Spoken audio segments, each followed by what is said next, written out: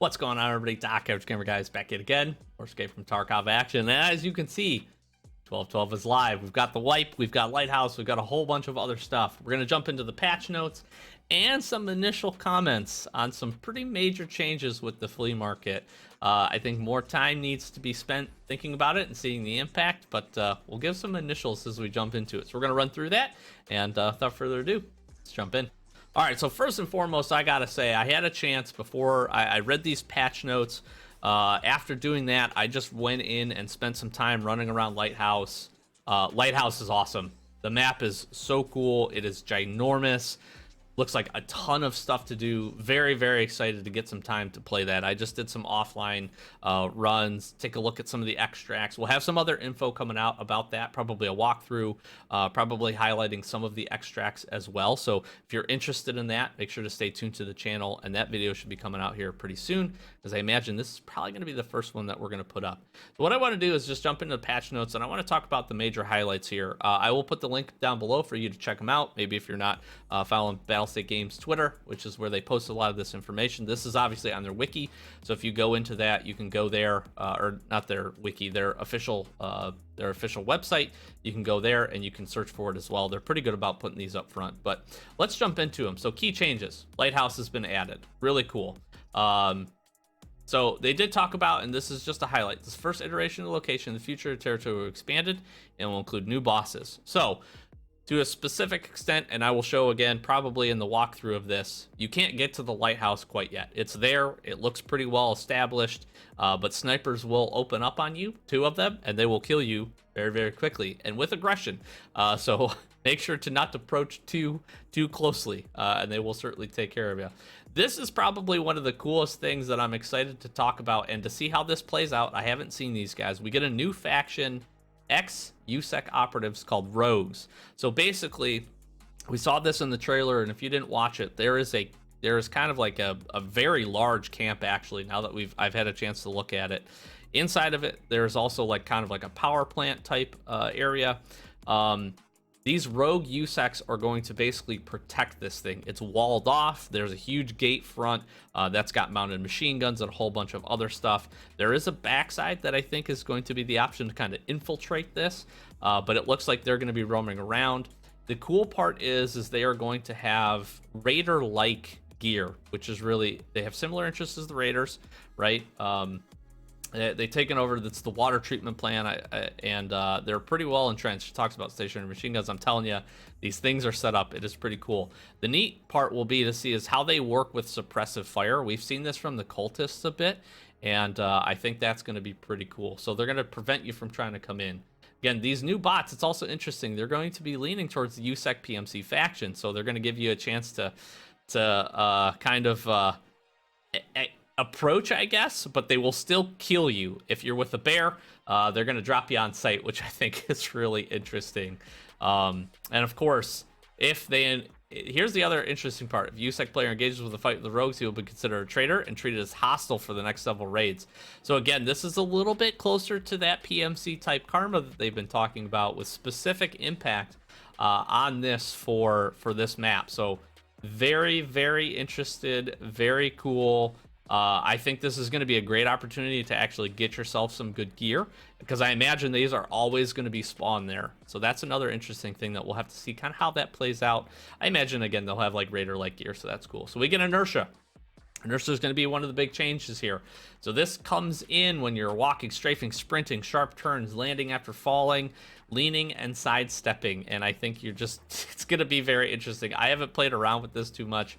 I'm sure there's going to be tons of videos. We'll capture some footage of us playing as well and see how this goes. The interesting thing is it impacts you based on your strength level as well as your weight. So weight and strength level, there's going to be a balance here. You can see here that at the bottom, it's talking about it's going to increase basically from your zeros every probably 10 or so kilograms. Having elite strength is going to be really, really important for this wipe, I think. And obviously for weight and everything. So you're just going to have to kind of take that into consideration. If you're a chunky boy, you get yourself in a fight, make sure you're dropping your backpack and doing those kinds of things. It's interesting too, because it's going to do all of these different things. It's going to basically slow you down, decrease sharp turns. It's going to take you longer to do certain things like standing up. You're going to have a bigger speed decrease when you fall. Slower it takes to lean, return to normal position from leaning and sidestepping. So this is going to be a big change. You know, there's a lot of people that are cautious about this. In my initial run through, just playing around in offline mode, I felt it a little bit, but it wasn't too anything crazy. But the first time we get a real chunky raid going, it's going to be really interesting to see. So yeah, Inertia is here. There's expanded crouching and getting up mechanics. So again, I think this really relates to Inertia. They're essentially talking about you're going to have different drains on stamina, the time it takes, so just keep that in mind. They spend a lot of time talking about weapon malfunctions. There's 3 new: failure to eject, failure to feed, and jammed bolt. Essentially, jammed bolt, you're probably very rarely going to see this except maybe with a scav weapon. Failure to eject and failure to feed are going to be the new things. Here's important notes. These will not happen with 93% or above durability weapons. So keep that in mind. Make sure you're repairing your weapons. Make sure you're taking care of them after raid. That's just good to do anyways for the skill. So just keep that in the back of your mind. The newest and most interesting thing that's going to happen is now you're going to have to check the type of malfunction. I forget where that says in here, but you're going to have to, malfunction occurs, you're going to have to determine the type of malfunction and then fix the malfunction. You're going to get a colored notification and a sound signal to play. So keep this in mind, that just maybe reloading the weapon might not be the fix for all of these. And I think that's going to be something that really going to encourage people like play. Use your scavs, I think, for this. Shoot your weapons. Get used to this system because this is going to be a change. Yeah, it's gonna be interesting. Might make some people mad, but it is. Weapon overheating has been added to the game. This is going to relate to a couple of these weapon malfunctions. Degree of overheating, you're going to see they have slight, medium, severe, and maximum. Okay, if you get to max overheating, your bolt's going to get jammed, which is going to be, I imagine, a very hard thing. The reason that this is an interesting mechanic is this is really going to make the full auto kind of meta of the game simmer down a little bit. You're not just going to be able to spray bullets with your 16 round mags and, you know, hope to kill everything. That's not necessarily a good thing or a bad thing. It's just going to be a change, and the barrels are going to heat up. What's also interesting, and I should have talked about that, weapon malfunctions, certain things specific to failure to feed are going to be especially with high capacity and drum magazines. So it's going to be important as you build out your weapon to take some of these things into consideration. Weapon eating also has a interesting play on this because in contrast to heating, the weapon is always cooling down, and it depends on your barrel, cooling related elements of the weapon. So that's something that'll be interesting to jump in and to see. I don't know if we got any new statistics. Speaking of which, let's go check. Okay, so I'm glad I did come in to check here, and this is really interesting. This is just with a base M4. You can see that cooling is now added as a statistic as well as heat. So when you fire through this barrel, you're going to be adding 2%, and it's going to have a 3% reduction in order to, when you're not firing, for it to cool down. Very cool. Very cool. It also shows durability burn, which I think we had previously, but it's also good to call that out. So that is the barrel. Let's see if we get this on anything else. I don't imagine there would be much else. So upper receiver here, we'll see a little bit of that. So it's going to be really interesting to jump in and see the statistics on some of these things. I can't imagine we would get, let's check maybe, I don't know that we'll get much here. Yeah, so we get heating and cooling with this. I think it's going to be really hard to overheat a sniper rifle. Let's check here. Okay, so 4 grips here. So this is a good one to take a look at, heating and cooling. This is not great for that. I just realized. So that's cool. So that's another statistic to keep in mind for all of these different things to come in. Now, what I wish you could see here on this screen would be an overall review. And maybe we can go in, let's do an edit preset here. Oh, I can't because I don't have the, I don't have it open. It'll be interesting to see if we can get edit preset, what that looks like and what that does for our weapons. But some new statistics to take a look at. So again, weapon overheating is going to be very big. It's going to be really interested. I'm really curious to see the visual impacts of this, and just have to keep that in mind in the gunfight. I think this is also going to play to a 2-gun or even a gun and a pistol meta, That way, if your weapon does overheat, swapping that thing to a pistol or secondary gun, probably going to be a good idea, so keep that in mind. We talked about this a lot. New trajectories for bullets. I'm not going to cover that. What's interesting, though, is they give the example of this round, and the drop in damage was about 20%. But when changing the barrel for a longer run, this increases velocity, and the damage and penetrating abilities also increase. So again, how you build your weapon is going to have a lot more effect on basically what damage you're doing, how much you can range out to. It's going to be very, very cool. So for all of you gun nuts out there, this is a big patch for you because I think there's a lot here. Here's an interesting one. Adjusted recoil mechanics. Reduce automatic recoil compensation when firing long bursts. So again, it feels like they're trying to get a little bit away from the full auto meta. Decrease recoil reduction bonuses from skills. We'll have to see how this one comes in. And general refinements and improvements to the weapon recoil system. So, interesting. We all know VOIP is going to be here. Here's the big thing. You check Enable VOIP box. That will enable the VOIP. VOIP only works in raid and push-to-talk mode. You can't talk for more than 15 seconds consecutively. This is actually an interesting input here, but it's going to make it so you basically can't be spamming this thing. There's a push-to-talk button. If you push this down too long, short-term auto block. You can report things, so just keep that in mind. You can turn this off. Obviously, you have to enable it. Push to hotkey. So VoIP's going to be fun. Check that out. New operational tasks. I have to take a look at this. I think these open up at level 5. So I'm going to try to get there and give some feedback on that. But got some new things. Exit through a specific extract is interesting instead of exit from the location. I don't know how I feel about that because you can't really control sometimes which extracts you get. Hopefully these are somewhat map dependent, where some of them are, you can get universal ones, I guess is a good way of saying it. But if you spawn on the opposite side of shoreline and you don't have the extract open available to you, then you're not going to be able to do it. I don't know. These might be like use the car or something like that. We'll have to see. You can partially use different types of food and drinks. As you would imagine, these things will scale with how much you consume. So that's pretty cool. New items. Whole bunch of stuff. Not going to cover this. The best part here, you get a rangefinder. That's pretty neat. Very excited for that. We'll have to see where we get that. New clothing, all that good stuff. New faces. New faces. We put on a new face, so keep that in mind. Graphics changes. Whole bunch of stuff here. Take a look at that. SSR is now enabled by default in high and ultra graphics settings, so just keep that in mind. Whole bunch of fixes. Fix. Not going to cover that. Yeah, that's good. Other fixes. Improved, adjusted characteristics of weapons. Keep that in mind. Take a look at your weapons. We're gonna have to do some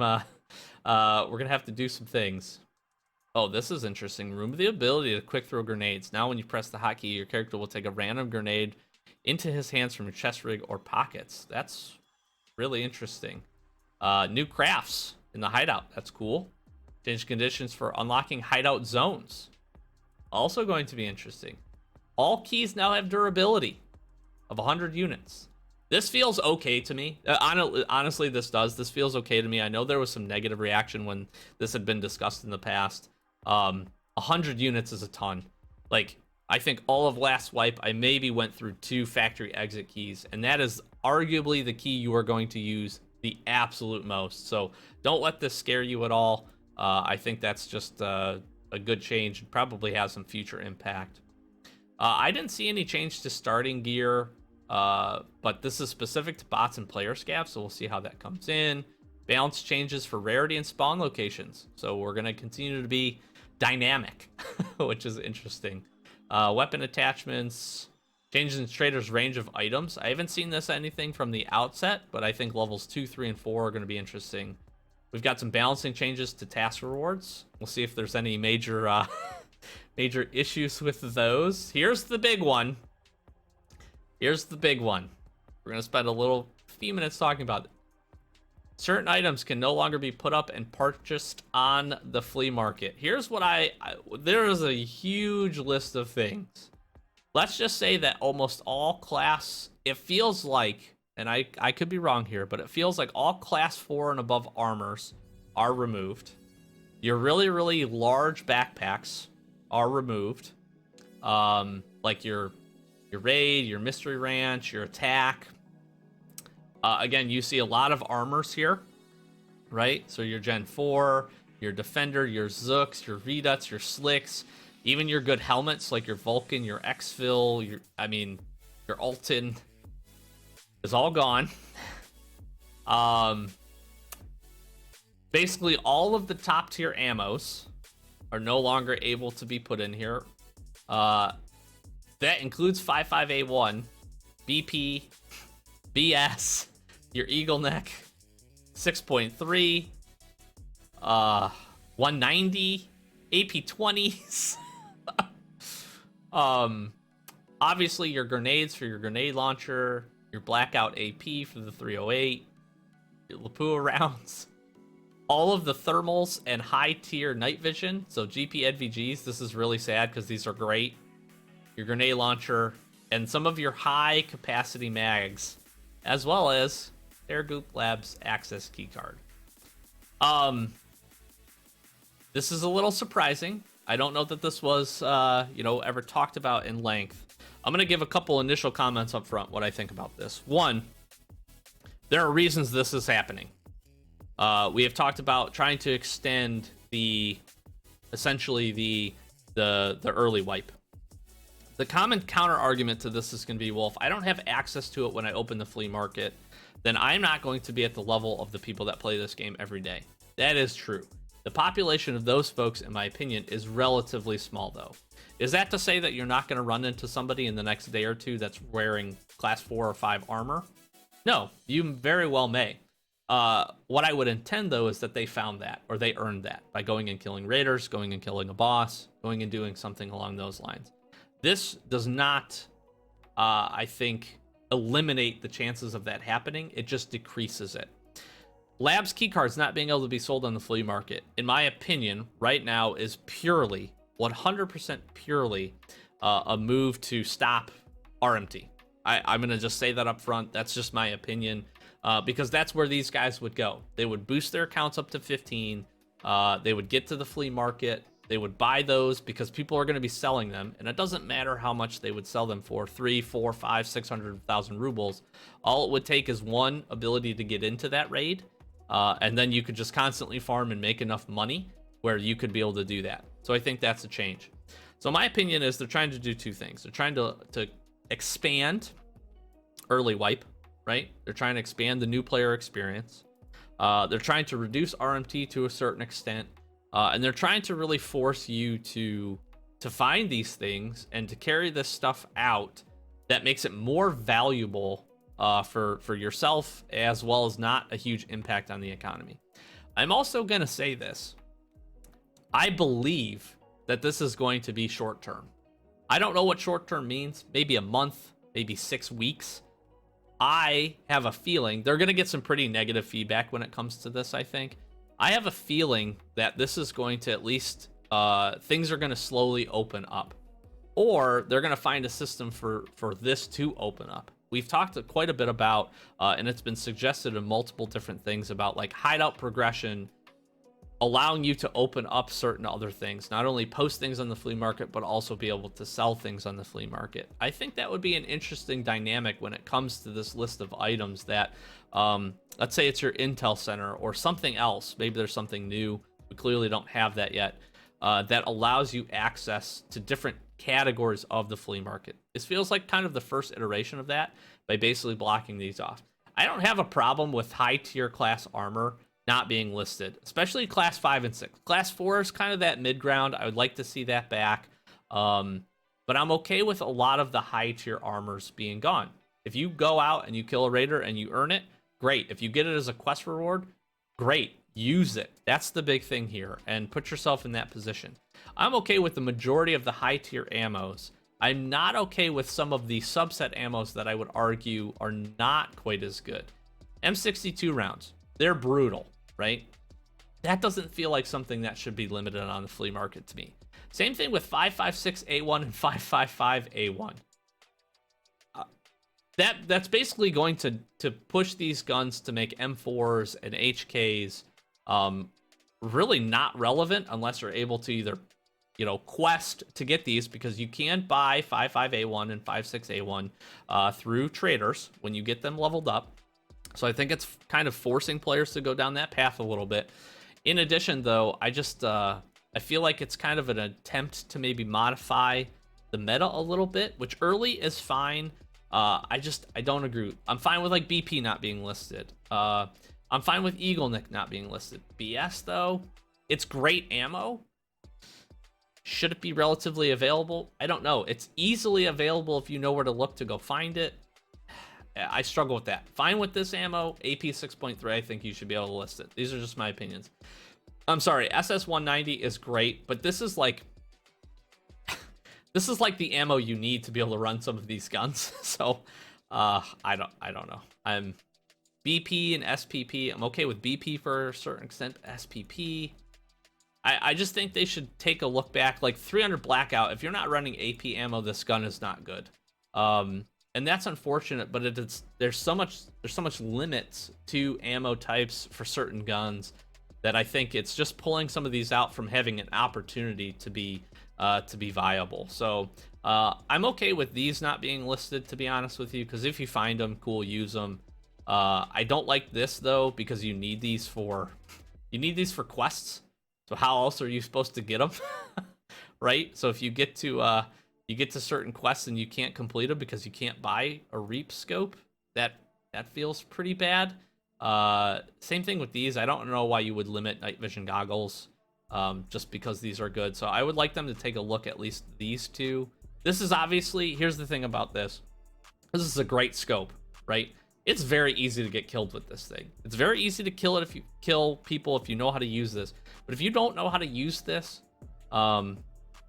it's very easy for somebody to destroy you with this thing. I just hate the fact that, again, this is a later tier quest, but this is really going to be a limit to being able to get your quest completion. I think it's test drive, I think it is. You need to be able to use one of these. So having an access, if you lose that first one, like, that's going to feel terrible. You're going to feel stuck without really a good option, I don't think, to get this. So I'd like them to take a look at that. I'm okay with the grenade launcher and some of these other things not being, 60 rounders have always been just price gouged because they're the best thing to use. I think the changes to full auto is going to change the meta a little bit. We'll have to see with that. So I do hope this changes too. At some point, it needs to be pushed out. Again, you can buy these from therapists at level 4. It takes a long time to get therapist level 4. And I just don't think locking down labs, other than when you can find the key cards, it's a good short-term solution right now. I'm going to say that up front. If you don't believe me, that's, this is purely my opinion. This is a good short-term solution up front to really limit RMT. It's going to be very hard for those folks to be able to do that. Unfortunately, they're going to go to other maps, but it's not going to be as successful. This makes sense now, which is why I think we're going to see some of these things open up gradually, or maybe we get specific weekend quests, or not quests, weekend events that allow some of these things to go on there. But yeah, this is the big shocker for this one. Again, most of it I'm okay with. Okay with the armors, okay with a lot of the top tier ammos, but I do think they need to relook at the list just a little bit to make sure that there's still options for some good stuff, right? Not the top tier, kind of the stuff in the middle that's pretty good, I think should come back. And like I said, I think they need to look at some of the quests and that we have to be able to do. Maybe those change, so maybe I'm speaking without full knowledge. We don't know yet until some folks get to that point, but it's going to be interesting to see, because again, some of these things you need, The other thing is, this is a Brillo armor. Like, being able to get it 0 out of 85, this was a huge seller if you could find one of these. And I think being able to capitalize on this is a little frustrating. Nobody actually uses this armor. They use it for the quest. So, I don't know. We'll see. But that's the basic rundown. Very excited. Like I said, I've had a chance to go into Lighthouse. It's awesome.